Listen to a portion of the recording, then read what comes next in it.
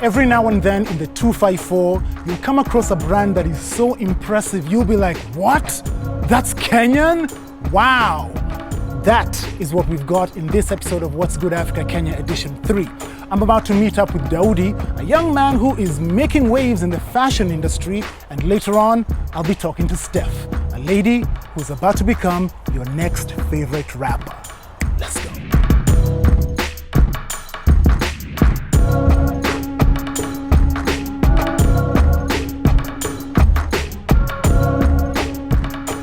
Metamorphisized is a brand that represents Nairobi swag and culture, with each of their designs bringing a familiarity to those who've been to the city and welcoming those who haven't. Their patterns feature on clothes, skateboards, and the like.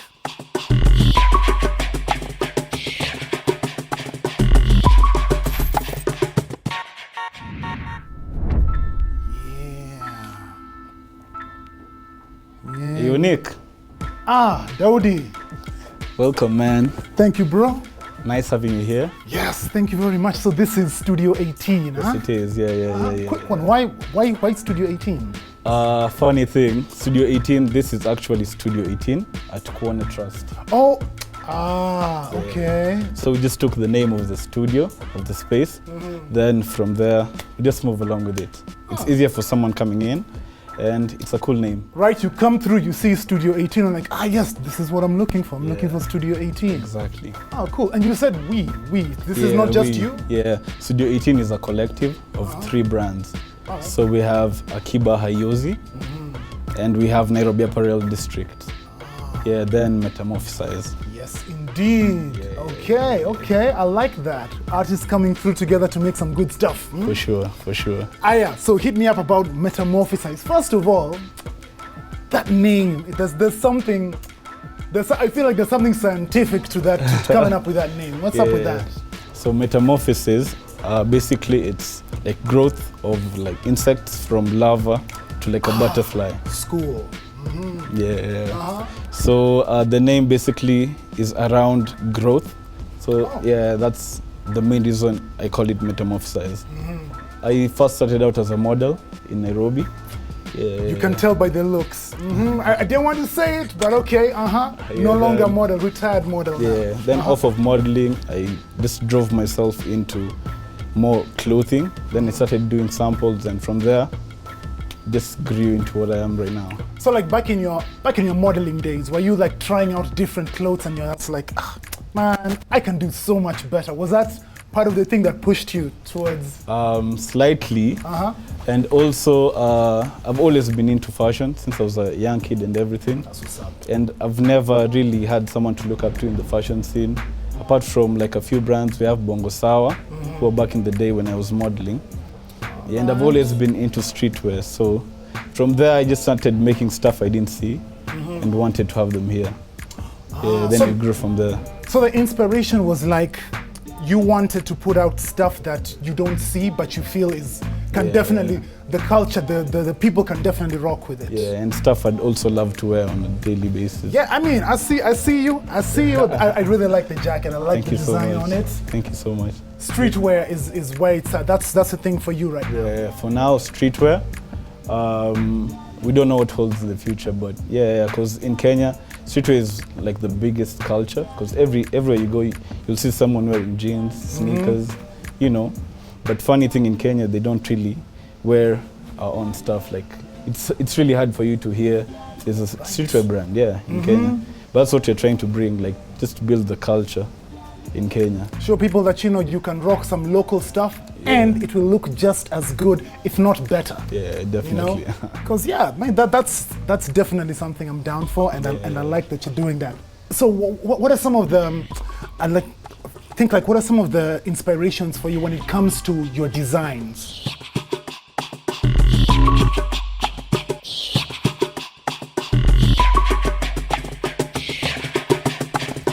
With the designs, I always go off of what's going on in Kenya or what's relatable to most people. Like for the collection that I did here, it's the Hisia collection where we released a few items.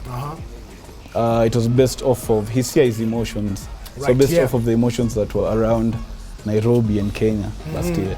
So we used calm colors just to keep it, how can I say it? The emotion was very chill, very calm. Yeah, how you wear it, how you feel. You wear what you feel, so yeah. That's deep.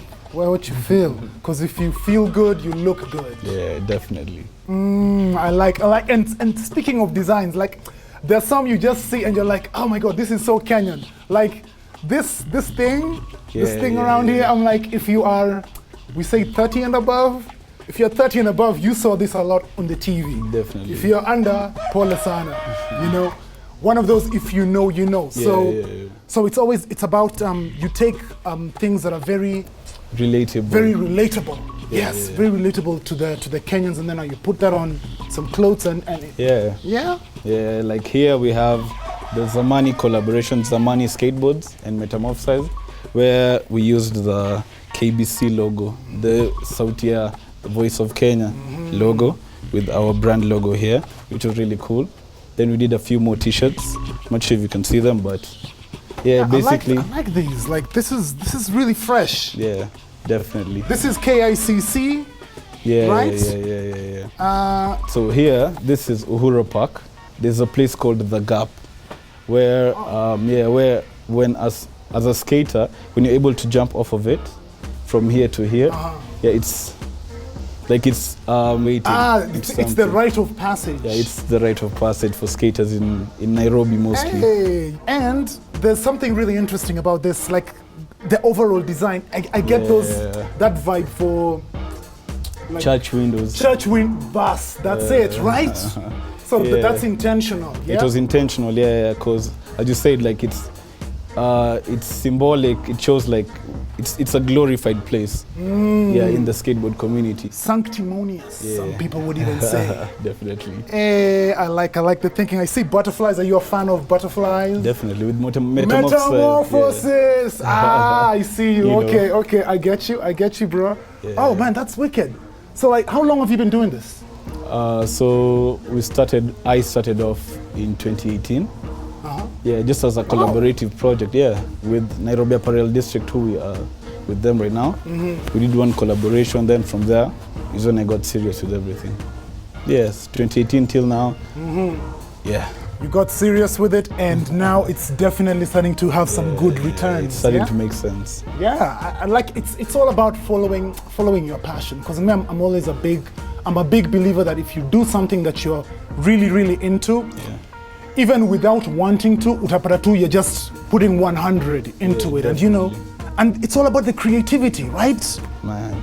Because I like the colors, I like the designs that you've got. This is really cool. Yeah. This is Akiba Hayozi, so which is really dope. Yeah. I see you. So here's a random question for you. I'm curious, how important do you think it is when it comes to especially making clothes and apparel? How important is it to be different? Because you don't want to do something that's like, this guy just did this thing and then it's like this one, but he just copy-pasted. Yeah. How important is it to be different?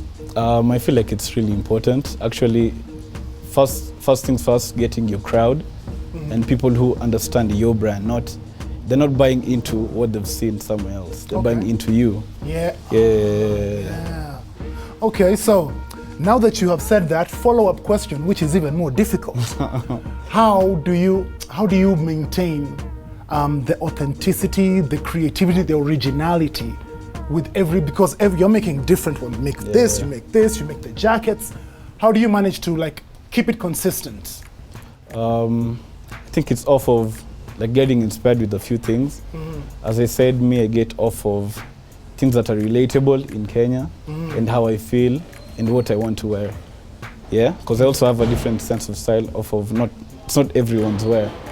So from there, I build it off of what I can wear, how I'm feeling, and what's relatable to everyone else. Have you done any like a runway show to showcase your stuff? Not really. I always do. I have a couple of editorials where after every collection we do shoots. Ready or not, we run, skip with the flow, feeling the rhythm, the bounce, remind me, wacha kulala, changamka kiasi, haya basi, up and away we go, from the bottom we rise, look at the light in our eyes, see it believe. Yeah, also there on my Instagram as well.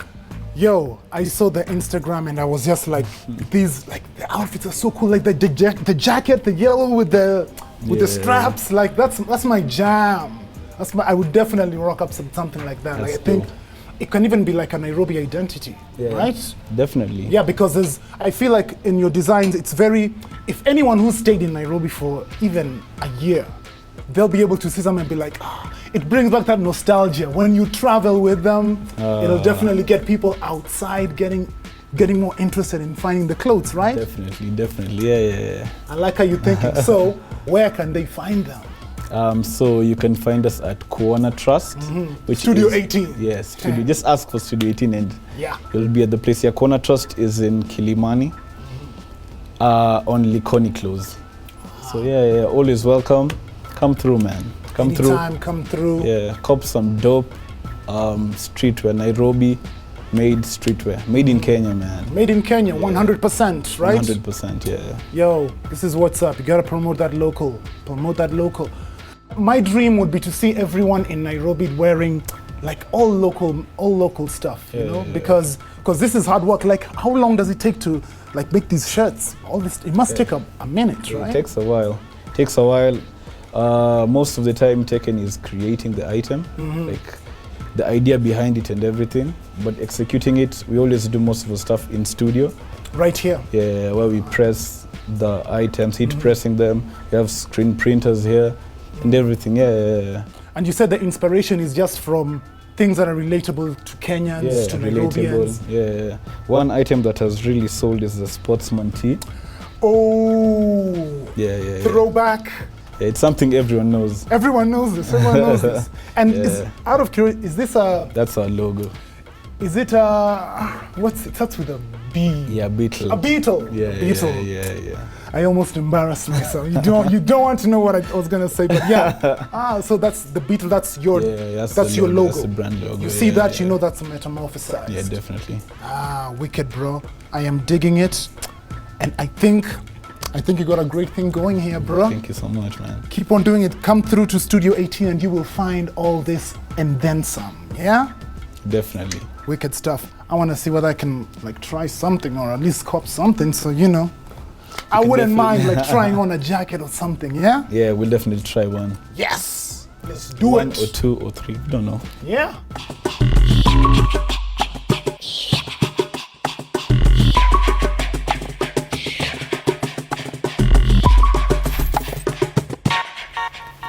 Take some creativity, stitch it up with relatability, and press it with consistency. The result? You will get metamorphosized. Stop by Corner Trust Studio 18. Check out what my homie Daud is doing, because it's good.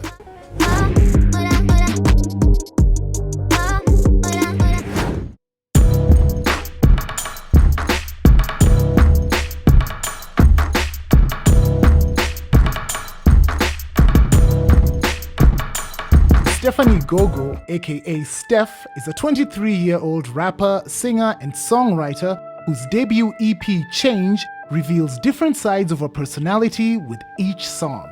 The EP took 5 years to make.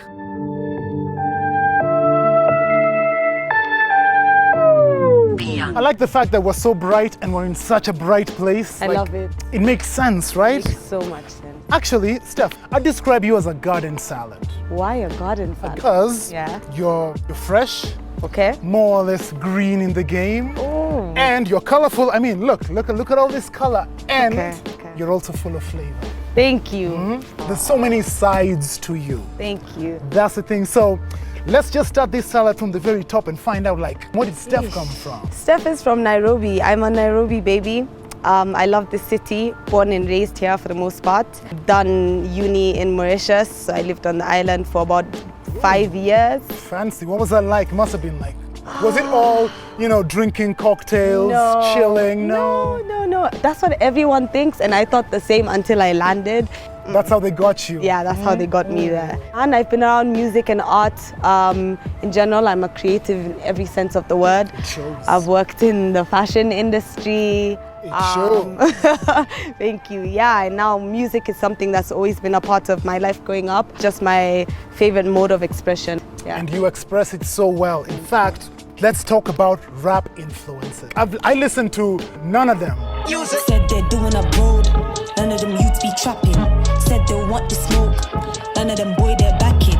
If you are spitting like this, Yeah. you grew up listening to some hardcore type of hip hop. Yeah, it's evident in the music, in the sound. I'm greatly influenced, inspired by Black British culture and Caribbean culture as well. That's what I grew up with, that's what my parents fed me, and a lot of my musical taste comes from my father. So all of the garage he played, grime, even just the R&B, I was listening to Craig David, I was listening to Seal growing up. So that side of life is what I was accustomed to. I think my biggest influences, I'd say, is people like Chip from the UK. Chipmunk. Yeah, Chipmunk. Yeah, He's cool. he's great. Chip, Little Kano, Bizzle. Little Bizzle, you know, like, yeah, just the whole Black British, you know, UK rap squad. I think it's so wild that your dad was playing that music, like my dad was playing Roombas and Lingalas. Yeah. That's what's playing on the house when you get home. Yeah, the Roomba was more of like my mom. She's a very like Lingala type person, but I never gravitated that way for some reason. I don't know why, but yeah, I'm also just a daddy's girl. So yeah, I spent most of my time with him. So yeah. We love a daddy's girl, man. That's what's up. And so you're young, okay, and been in fashion, dabbling in the music, Yes. and even just from how you dress, I can tell that you're the sort of person who, are you big on experimentation? Is that a thing? Super, super, super. I feel like, I don't know, it's just the Gemini in me, I shall say. Like there's so many Gemini. faces, there's so many different personalities. People are always meeting different versions of Steph. So I think experimenting allows me to do that. Like you can't box me in like one look, one sound and stuff like that. And speaking of all those different sides of Steph, because there's a Steph did the Papaya Dreams. You know, that nice love rap songs, Yeah. like, I dig it. Yeah. And then there was Steph who did Nairobi. We be showing it off in Nairobi. We be living for real in Nairobi. Which is like poetry, you know, an Yeah. ode to Nairobi. And I was like, I'm feeling this. You are deep into the experimentation. Do you have like a favorite? Have you found a sweet spot maybe? I wouldn't say I found a sweet spot, but I think in like my flow and my cadence, you could always for sure hear the grime influence. It cuts across everything. In everything else that I do that is more like soft and like just vibey music, you hear a lot of like my island influences, so Caribbean music. Dancehall will always be like the foundation for that. Afro swing as well, so there's like a bit of like Afro beats. You match it with like the UK rap R&B vibe. Yeah. it's just See what I was saying? Garden salad flavors Toss all it. over. Toss it all up in there. When you drop the Mazishi freestyle, Yeah. I was like, is she trying to say something? Are you trying to tell all these cats that, hey, I can spit in Kiswahili, Yeah. in case you did not know? Mazishi, leo mtajua hude matishiki. Sicheki na nyinyi, watoto nyi wote mnyonye matiti. Was that the motivation? You've hit the nail on the head. So I felt like a lot of people in Nairobi, anyone who'd encounter my music would be like, oh yeah, this British rapper, this Yeah. Jamaican girl, and I had to be like, wait, whoa. I can do this in Swahili, Get it straight. okay? Yeah. And like I like to like respect the sound I'm going into. I think there's a fine line between being like a culture vulture and actually taking time to understand where a sound is from, and then educating yourself and finding like what you can pick that's unique to where you're from and adding on to that. And you did it so well. Thank like the you. bars were absolutely on point. How do you fare when it comes to collaboration? I love collaborating. There's always so much to learn from other people and their processes. I'm very to myself when I write. Even with producers, I'd be like, send me the beat, I'll work on it, I'll send you my feedback, and then you do your thing on that end. Being exposed and meeting a lot of Nairobi creatives has shown me like that's not really the way, like entirely the way to go about like networking with people here. And something beautiful can come out of you just walking into a studio with someone and you both make something from scratch. So I'm opening myself up to more of that type of collaboration. But I think even in like my debut project, my EP, you could see that there's a lot of features on there, different producers from different parts of the world. And speaking of things that you're doing, like you just dropped On Demand. Yes. And here is the thing about On Demand. Like we know Steph, the cheeky rapper. We know Steph, the girl who can go hard with the bars in Kiswahili, by the way. Like, she can get poetic as well. You can be floetic. But then when it came to On Demand, there is this, shall I say, very sultry, very sexy. I like the use of that word, sultry. This very va-va-voom side of Steph, and I was like, God damn! Okay, so and it's even in your voice. Like, it's really incredible how you use your voice in different songs. Like for a song that's about love, you know, you'll have a very soft side to it, and this one, which is even bordering on lust, I would say. Yo, like, it's eargasms, you know what I mean? Thank you. Right? Oh, Like, what brought you to make that song? I think it goes, my brand, everyone says my brand is unruly. I've always been cheeky. I always used to get in trouble in school, at home and stuff like that. So I felt like it was time to, you know, go back and tap into that. But something that actually a lot of my new fans don't know is that when I started out rapping, I used to do like freestyles on Facebook, and I do them like fluently in patois. So this was just like, for my old fans, it's like, oh, we're going back like to the Jamaican sound. But for the new fans, it's like, whoa, what's happening? So I like the reactions that I've gotten from it. But yeah, I just wanted a song that makes you feel good, sensual, you know, like liberated. Yeah. Oh, it makes us feel a lot of things, including sensual and liberated. Yes, that too. But yo, big ups on that. Like, everything in that project, I think it just came out so well. And I mean, I wonder whether do you take this as a compliment when people say, you know, the stuff like you mentioned, like, oh, that must be an artist from overseas, from wherever. Do you take that like, that's what's up? I mean, for me... Or does it even matter? Yeah, I don't think it matters. It doesn't. It doesn't matter because I think there's great creatives no matter what part of the world you're from. So for me, in that sense, it's not like there's a mark of quality when people think I'm British versus when they think I'm from Nairobi. That doesn't matter to me.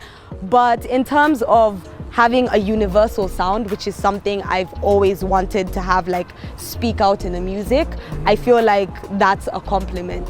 The minute you play a song and you're like, wait, she's from here. No, actually it's there. Then maybe the next song you think I'm West African. Who knows, you know? So yeah, for me, it's just about like being able to make something that will transcend like spaces. So it can play here, it should be able to play in Tokyo, and like, yeah. Worldview. World boss. Ooh, world boss. Don't think that she's from Britain. She says it doesn't matter, or it doesn't matter. But I love the idea that what you're trying to do is create like a global brand. Yes. You know, more than just a Kenyan brand. You are from Kenya, but you're trying to aim for the world. Yes, exactly. More power to you. That's what's up. Yes. That's how you do it. Thank you. That's what's good.